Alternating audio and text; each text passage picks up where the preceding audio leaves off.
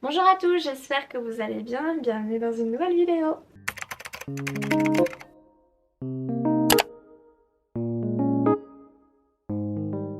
Dans cette vidéo aujourd'hui on va faire une vidéo assez spéciale puisque pour l'arrivée d'Halloween je me suis dit que ce serait cool de pouvoir raconter des histoires d'horreur. Donc je suis pas toute seule pour cette vidéo puisqu'il y a Mélissa qui a une chaîne YouTube où elle va parler de crimes, de vlogs, etc. Donc je me suis dit pourquoi pas l'emmener, je pense que c'est la personne la plus adaptée à cette vidéo. Donc voilà. On a chacune préparé une histoire. D'habitude c'est moi qui raconte les trucs les plus dégueux. Mais là faudra s'en prendre à Camille si vous faites des cauchemars. Alors c'est pas ma faute parce qu'il y a longtemps c'est une abonnée qui m'a donné cette histoire à dire. Oui, quand on avait fait le sondage sur Exactement. Insta. Prenez votre thé, installez-vous bien, 2 histoires d'horreur courtes, c'est parti. Les liens du cœur sont les plus importants de la vie. Pas de lien, tu meurs ou tu deviens une machine inhumaine. Nous sommes en 1999 dans les rues de Hong Kong, une ville paisible à l'époque. Lorsqu'une jeune fille de 14 ans traverse le seuil du poste de police, avec elle une demande très particulière. Un fantôme me harcèle, je n'en peux plus. Sous les regards incompris des policiers, la jeune fille les supplie de la croire. Ce fantôme est celui d'une femme que j'ai assassinée. Voici l'histoire de Fan Manyi, intitulée également Hello Kitty Murder. Fan Manyi est une prostituée hôtesse dans une boîte de nuit, abandonnée par sa famille et toxicomane. Pour subvenir à ses dépenses, elle commence à voler de l'argent à ses clients dans les boîtes. Un jour, elle tenta de voler de l'argent à un habitué, Chan, un client qu'elle va vite regretter de voler.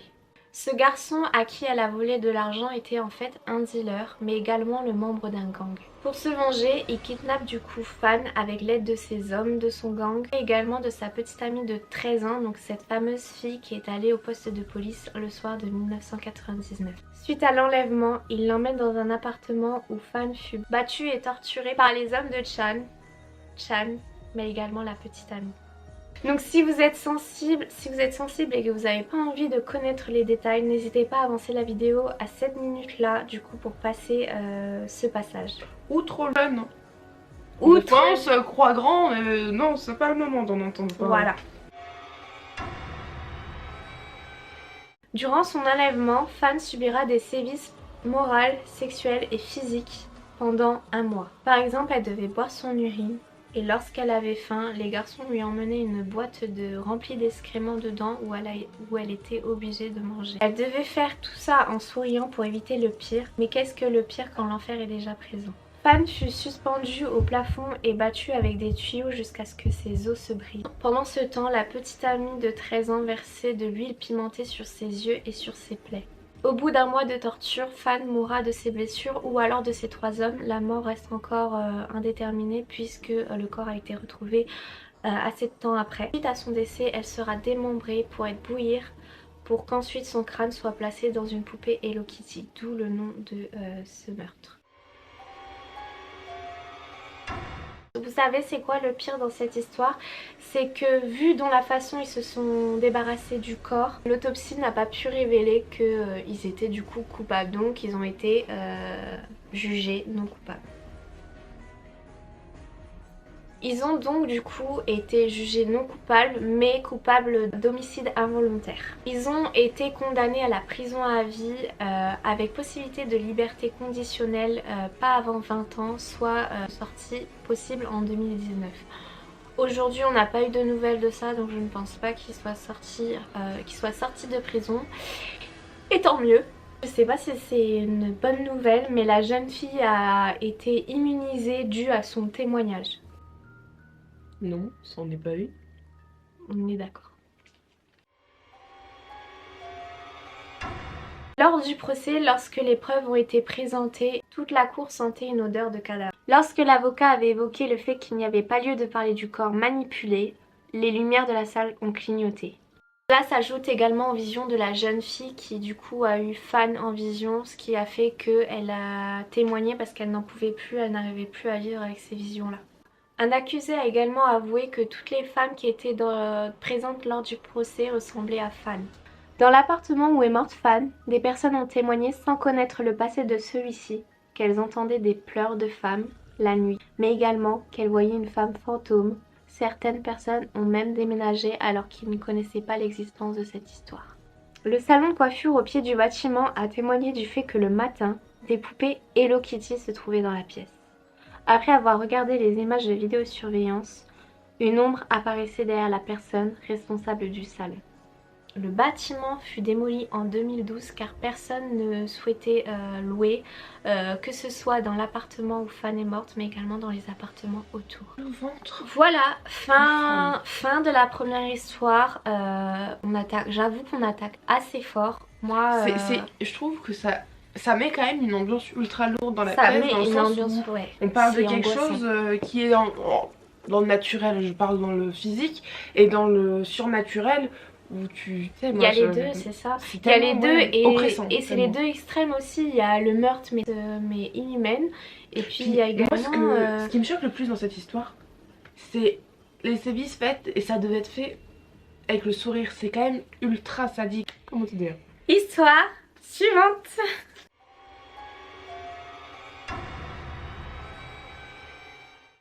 Je vous emmène au Japon, ne me demandez pas la ville, je ne l'ai pas. On va à la rencontre d'une jeune étudiante, Shiori Ino, qui est somme toute très clean dans sa vie, qui n'a jamais eu de soucis particuliers et qui va vivre un enfer. Il y a du physique mais c'est beaucoup plus moral pour le coup, des plus abjects. Elle fait la rencontre de Makoto qui se dit être entrepreneur dans l'immobilier et également les véhicules automobiles, sauf que ce n'est qu'un escroc qui ne donne ni son vrai nom et sa vraie profession est en fait qu'il est gérant de plusieurs sex shops dans Tokyo, nous sommes. Il s'appelle Kazuhito, mais vous pouvez l'appeler Kazumito. Non mais vraiment c'est important parce que c'est un menteur. Mais c'est dans son sang quoi, c'est l'essence même de sa vie, le mensonge. Vraiment sur un flirt, c'est qu'ils s'apprennent. Mais pour Makoto, on est sur l'obsession même en fait.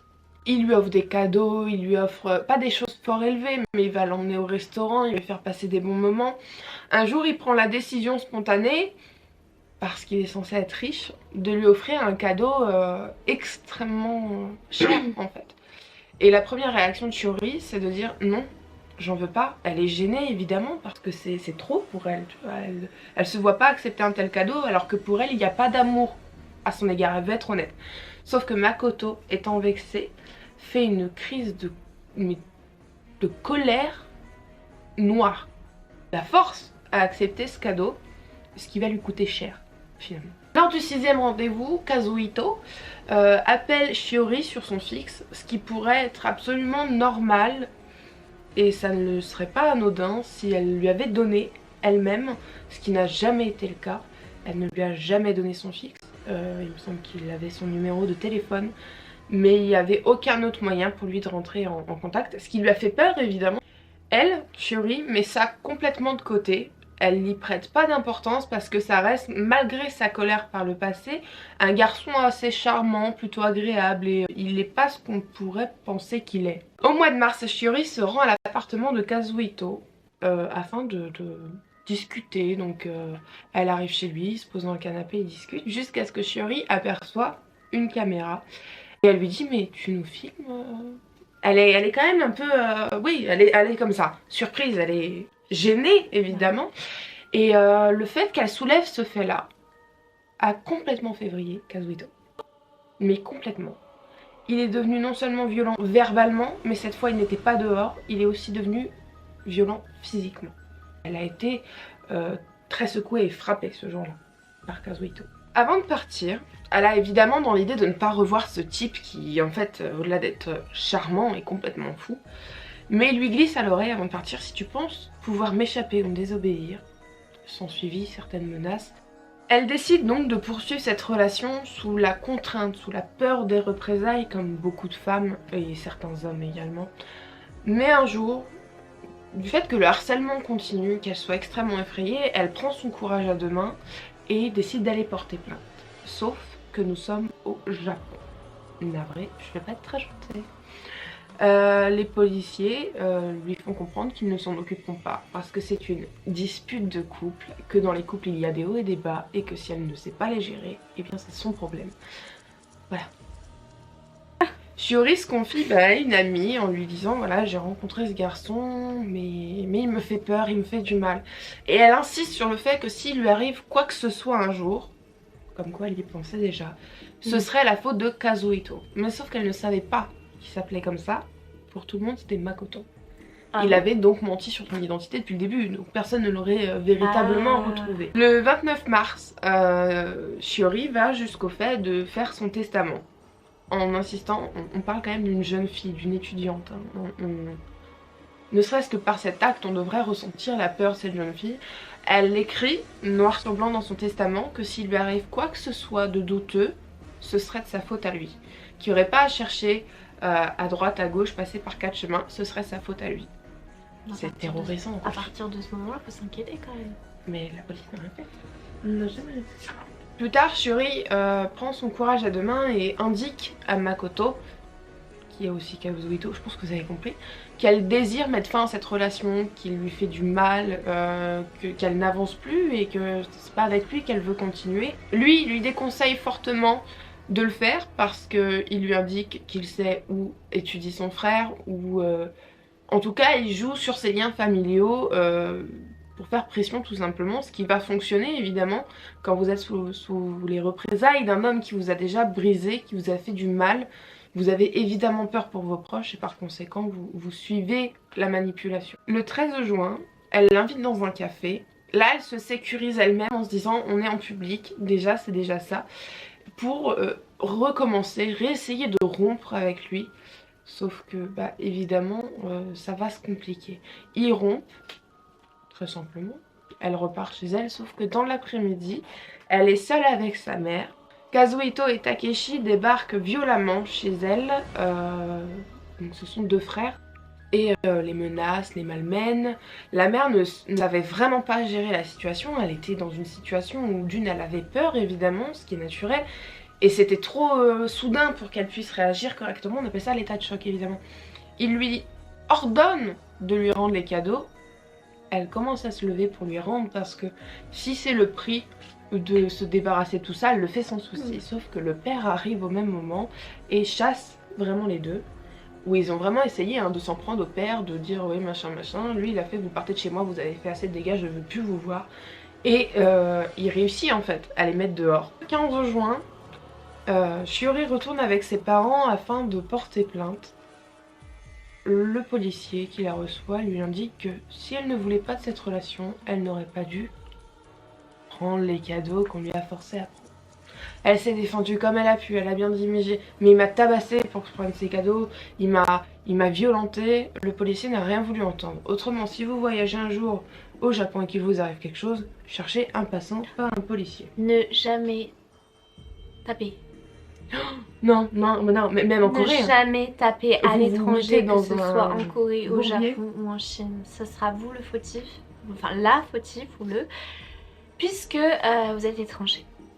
Le 16 juin, donc 2 jours après, Kazuhito rappelle Shiori afin d'exiger qu'ils se remettent ensemble. Oui, parce qu'à ce moment-là, il exige encore, tu vois. Les choses. Ouais. En juillet 99, 1000 tracts calomnieux envers la famille Ino, la famille de Shiori, sont distribués au travail du père, à l'école du petit frère. Il faut savoir qu'au Japon, je pense que vous le savez, l'honneur prend une place principale. Hein. Tu ne peux ne pas avoir la santé, tant que tu as l'honneur, ça va. Donc ça a été un peu une catastrophe pour eux. Ça c'est vraiment pire qu'une maladie. En septembre 99, un policier se rend chez la famille de Shiori, leur indiquant de retirer leur plainte. La mère, perplexe, demande si elle pourrait éventuellement reporter plainte à ce sujet plus tard. Le policier lui répond que oui, évidemment, ce qui était un total mensonge. Encore de la manipulation. Kubota, je vais vous le présenter en un mot, tueur à gage. Il surveillait Shiori depuis quelques temps, qui elle avait commencé à reprendre une vie normale. Elle vivait sa meilleure vie en fait. Elle reprenait vie, sa routine. Sauf qu'un jour, elle était en chemin en vélo pour aller là où elle devait aller. Et Kubota se dit que c'était le moment. Le meilleur moment en tout cas pour assassiner. Elle était en vélo, elle s'arrête afin de poser son vélo quelque part. Il arrive par derrière, évidemment. il lui asséna quelques coups de couteau dans le dos. Shiori, surprise par le pic de douleur dans son dos, se retourne et prit instantanément un coup dans le cœur, ce qui sera sa dernière vision de Kubota en train de lui planter Et un du coup, couteau dans le c'était cœur. un tueur à gages Oui. recruté par, Makoto. par Makoto. Exactement. Les passants ont été extrêmement réactifs et horrifiés de la scène, se sont jetés. Kubota était déjà parti, c'était un professionnel. Par contre, les passants se sont jetés sur Shiori, ont appelé immédiatement les ambulances, ont essayé de la maintenir en vie, ce qu'ils ont d'ailleurs réussi à faire. Malheureusement, elle décédera à l'hôpital, mais ils ont en tout cas donné tout ce qu'ils pouvaient. La police salira la mémoire de Shiori, la faisant passer pour ce que l'on appelle aujourd'hui une michetonneuse et une fille de peu de vertu, afin d'excuser leur manque de professionnalisme. Sauf que, attention, en Asie, je me suis rendu compte que les journalistes faisaient un travail d'enquêteur plus important en tout cas que les enquêteurs eux-mêmes. Kiyoshi Shimizu, journaliste, s'intéressera à l'affaire, mais réellement, il va donc enquêter sur Shiori et se rendre compte du pur calvaire qu'elle a vécu pendant 1 an, voire plus, me semble-t-il. Et il va écrire un article complet remettant Shiori à l'honneur et la vérité surtout, parce que personne ne s'en occupait. C'est un petit sali puis c'est une famille. C'est ça, donc il a relancé l'enquête, ce qui a fait que beaucoup de choses ont bougé, puisque les meurtriers, grâce à cet article, ont pu être retrouvés et les policiers également punis de leur manque de professionnalisme. 6 policiers ont été mis à pied et 3 hauts gradés de la police japonaise ont été virés. Kubota, le tueur à gages, prendra 18 ans de prison. S'il est tueur à gages, c'est qu'il a fait d'autres meurtres, mais apparemment c'est affaire par affaire. C'est déjà ça, 18 ans de prison ferme. Kawakami et Ito prendront 15 ans, ils ont participé avec Kubota. Takeshi, lui le frère de Makoto, prendra perpétuité. Il fera appel par la suite et durant l'appel, ils confirmeront sa perpétuité. Quant à Kazuhito, celui qui a commandité le meurtre, son corps sera retrouvé dans une rivière avec un mot expliquant qu'il s'est suicidé après avoir commandité le meurtre de Shiori, afin évidemment de ne pas assumer les conséquences de ses actes, aussi lâches que le coup de couteau dans le dos. Voilà. C'est la fin de ces 2 histoires, j'espère qu'elles vous ont plu. Donc vous avez pu remarquer qu'il y en a une qui raconte mieux des histoires que Non, d'autres. c'est pas ça, c'est qu'on a une narration différente. On a une narration différente, et puis moi je suis pas habituée, j'ai pas cette aisance à raconter des histoires. Je suis forte à l'oral, mais l'aisance pour raconter des histoires n'est pas trop là. Donc n'hésitez pas à vous abonner à sa chaîne, parce que du coup je pense que si vous aimez bien sa façon de raconter des histoires, vous serez content. Elle n'a pas encore posté des vidéos, mais ça ne devrait pas tarder normalement, je sais pas. Maintenant que c'est lancé, je donne voilà sur les condamnations. Est-ce que vous êtes d'accord que la jeune fille de la première histoire a été immunisée du procès? Acquittée finalement. Qu'est-ce que vous en pensez de la mort de Makoto tout simplement? N'hésitez pas à vous abonner, à liker cette vidéo pour nous aider un tout petit peu, à activer la cloche, la petite notification pour être au courant des prochaines vidéos. Je sais que je suis pas très régulière. Sur TikTok et Instagram pardon. Exactement, suivez-moi sur les autres réseaux sociaux. Merci de faire ce petit lien. Mais ça a vu la transition quand même. Partagez la vidéo à vos amis. Partagez la vidéo. Montrez cette bouille merveilleuse au monde. Mon dieu. Là. Du coup pas. Moi j'assume pas ça. On verra, on verra. Prenez soin de vous et puis bye bye. Bye. De 13 ans quoi. Si vous avez 13 ans et qu'un homme de 30 ans vous approche, que vous soyez homme-femme, que la personne soit homme-femme, non, c'est pas sain. C'est pas ça. C'est non. Tu es gentil, mais tu cries, tu cours et tu vas chercher quelqu'un. Ayez confiance en personne si vous les connaissez pas. Quand les voitures s'arrêtent près de vous et que vous ne connaissez pas la personne, vous appelez la police. Et pour les gens qui ont des enfants, parce qu'on sait pas qui te suit, hein, vraiment je pense que n'hésitez pas à leur acheter des petites alarmes. On en trouve notamment sur AliExpress, etc. Ça fait un bruit monstrueux, il y a de quoi faire fuir l'idiot, hein. Personne ne peut refuser votre dépôt de plainte. Prenez un avocat directement. Et puis plus il y a de dépôts de plainte, plus il y a des preuves et plus il y a des témoins. Et ça c'est très important de ne pas laisser les personnes pour les prochaines victimes. Exactement.